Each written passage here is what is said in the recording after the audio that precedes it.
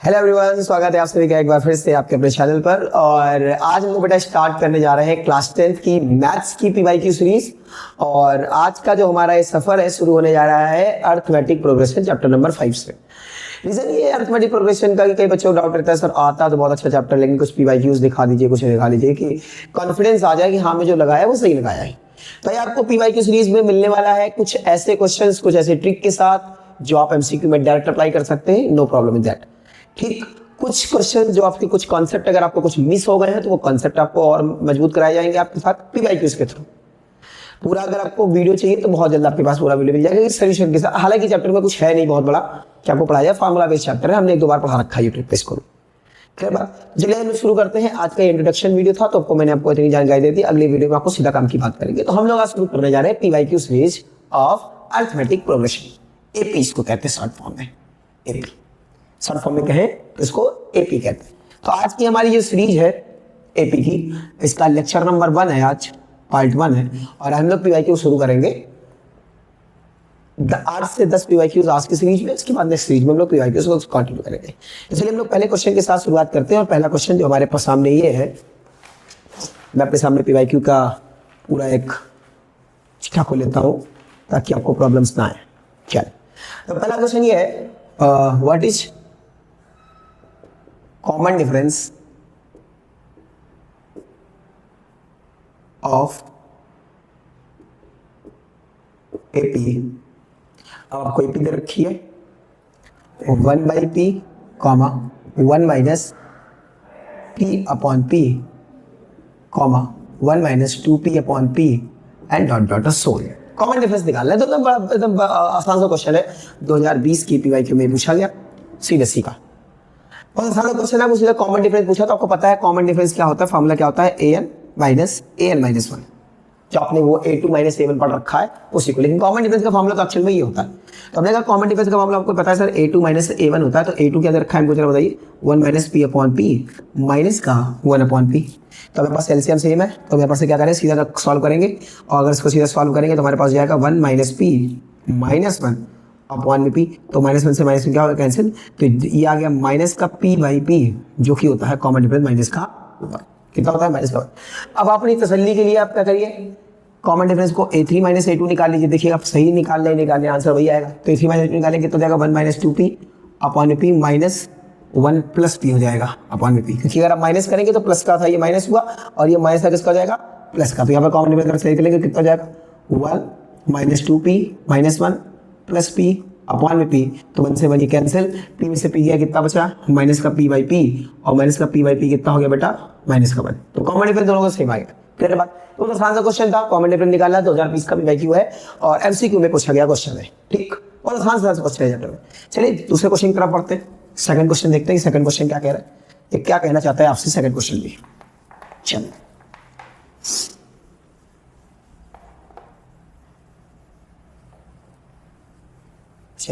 Question number 2। Question number 2 कह रहा है आपको nth टर्म बताना है। क्या बताना है, the nth term of AP. एक एपी आपको गिवन है, उसका nth टर्म बताना है। एपी आपको गिवन है, एपी आपको गिवन है, ये है a3 3a 5a so on dot dot dot dot is 2020 का एपी पीवाईक्यू है 2020 का।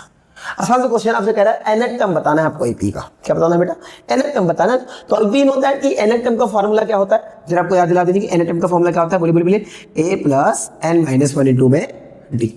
ठीक, अब आपको nth टर्म निकालना है। इसके लिए आपको a निकालना हो तो आपको पता है फर्स्ट टर्म आपको दे रखा है a, फर्स्ट टर्म दे रखा है a। कॉमन डिफरेंस आपको पता है कितना होता है, a2 माइनस a1। अगर आप फॉर्मूला निकालेंगे तो जाएगा 3a माइनस a, जो कि हो जाएगा 2a। तो आपको कॉमन डिफरेंस पता है, फर्स्ट टर्म पता है, आपको रखिए फॉर्मूले में। तो अगर आप फॉर्मूले में रखेंगे तो क्या जाएगा, an बराबर यहाँ पर रखेंगे हो जाएगा कॉमन पर first term 2 plus n minus 1, और d जब रखेंगे तो इसको सॉल्व करेंगे तो जाएगा a प्लस 2an माइनस का 2a, सॉल्व करेंगे तो जाएगा माइनस का a प्लस का 2a। तो ये आएगा हमारे पास nth टर्म। क्या हो जाएगा, nth टर्म। क्या जाएगा बेटा, nth टर्म। ऐसे दिख रहा है, क्या दिख रहा है आपके पास, 2a माइनस का 2a प्लस का a हो जाएगा माइनस का a प्लस का 2a। तो हो जाएगा एन टर्म कितना हो जाएगा माइनस का ए प्लस का 2a। क्लियर बात। तो आसान क्वेश्चन है, ये भी एमसीक्यू का क्वेश्चन है। हम लोग शुरुआत इस चैप्टर की ऐसे ही कर रहे हैं ताकि थोड़ा सा आपके बेस प्रॉब्लम हो जाए कि आपको आता है चैप्टर, प्रॉब्लम करने वाला नहीं है। बहुत आसान चैप्टर क्वेश्चन, बहुत आसान क्वेश्चन है, प्रॉब्लम नहीं करेंगे आपको। आइए अगला क्वेश्चन। बस आप बने रहिए और देखिए मेरे साथ, क्वेश्चन को लगाने का प्रयास करिए वीडियो को पॉज करके। बहुत आसान से क्वेश्चन है, देखते ही आपसे हो भी जाएंगे, आपको लगेगा ऐसा। लेकिन ये मैथ में खास बात रखिएगा, जो आपको देख करके लग रहा है कि हो जाएगा आपसे, बहुत अच्छी बात है, लेकिन आप उस क्वेश्चन को लगाया जरूर करिए। चलिए नेक्स्ट क्वेश्चन चलते हैं। तो हमसे कह रहा है third question, the 11th term of AP is, 11 term आपको एपी निकालना है और आपको एपी दे रखी क्वेश्चन ने माइनस का 5, 5/2, माइनस का 5/2, 0, 5, 5/2, डॉट डॉट डॉट डॉट। आपको इस एपी का 11th टर्म निकालना है जो आपको दे रखी। तो आपको पता है कि सर यहाँ पर फर्स्ट टर्म की अगर मैं बात करूँ तो फर्स्ट टर्म सर मुझे दे रखा है माइनस का 5। सर मैं कॉमन डिफरेंस की अगर बात करूँ तो कॉमन डिफरेंस जाएगा सर माइनस का 5 और -5। 8 - 7 होता है, तो 8 - 7 करेंगे अपन तो कितना हो जाएगा माइनस का 5/2, माइनस माइनस कितना हो गया प्लस।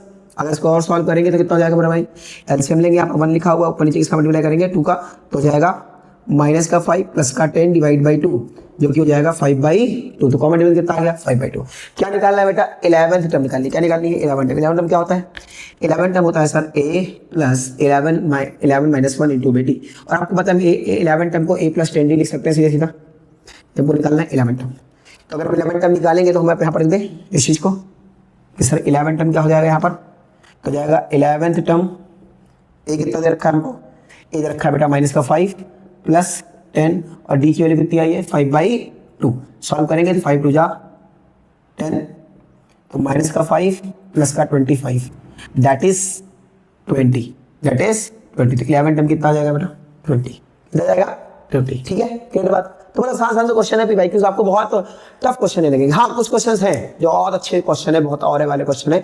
एपी अपने आप में बहुत बढ़िया कॉन्सेप्ट के साथ भी आती है जो केस स्टडी में आती है।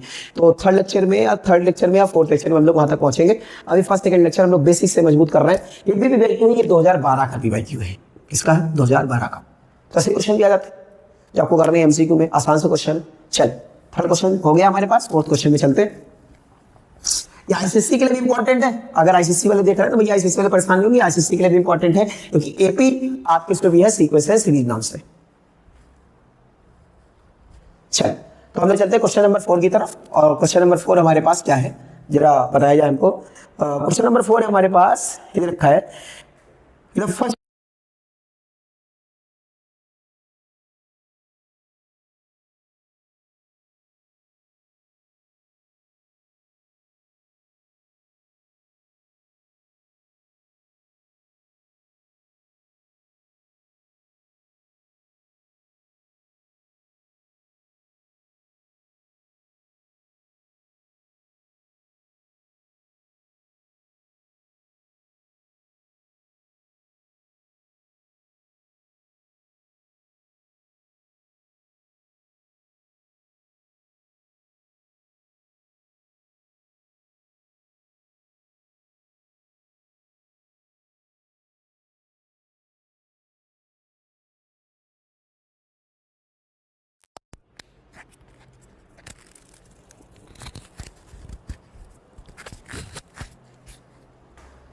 चले आपको पता है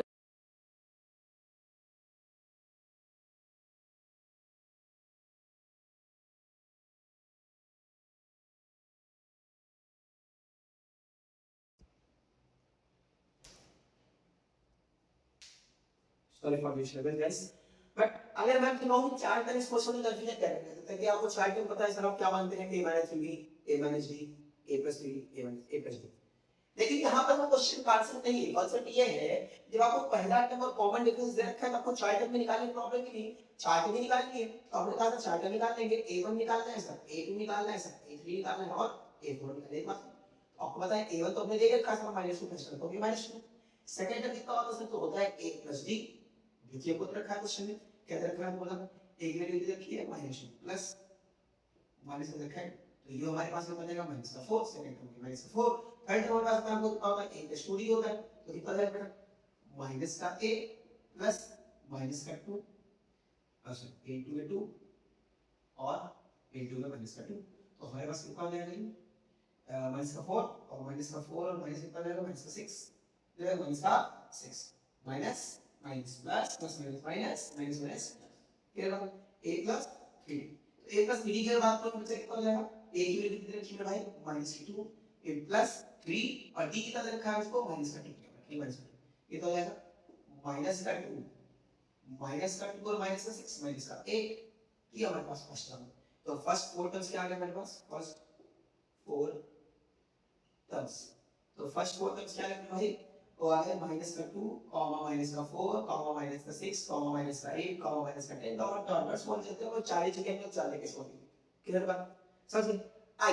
देन क्वेश्चन जो करते हैं चौथा होता है 2014 का 2004, ठीक है इतने पुराने की पुराना ऐसा करानी पड़ेगी भाई, करने पड़ते मुझे मेरा मानना ये कम से कम 10 साल तो नहीं एटलीस्ट, लेकिन सर 2026 चल रहा है तो 12 साल का हो गया।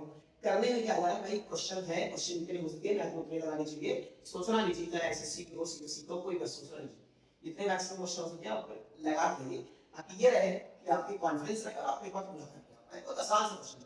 इस बार भी ये बच्चों ने पूरा लगाया, हमारे कई बच्चों के हमारे 99 मार्क्स भी मैथ्स में है, किसी के 92 है, किसी के 93, ऑल्दो पेपर बहुत टफ था लेकिन फिर भी बहुत अच्छा पेपर अच्छा निकला। कुछ बच्चों को वो पानी सीख गया कोई बात नहीं, जितनी ज्यादा प्रैक्टिस करेंगे उतना मजा आएगा। क्वेश्चन नंबर 5, क्वेश्चन नंबर 5 क्या कह रहा है चल क्वेश्चन नंबर 5 कह रहा है कि सर आप ये क्वेश्चन है बहुत कठिन क्वेश्चन है, आपको मीन ऑफ बेसिक क्वेश्चन मजा आता है, इफ मीन ऑफ फर्स्ट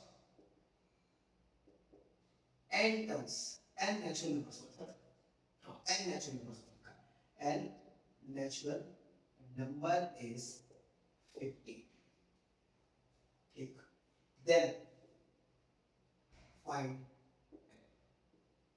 क्या बोलना कह रहा है कि पहले n natural numbers का जो मीन है, अब if the mean of first n natural number is 50, आपको फाइंड करना है n, तो हमें क्या सकती हमें पता है सर मीन बराबर फार्मूला होता है सम ऑफ ऑब्जर्वेशन, आपने क्लास नहीं तो पढ़ा है सम ऑफ ऑब्जर्वेशन अपॉन में टोटल नंबर ऑफ ऑब्जर्वेशन,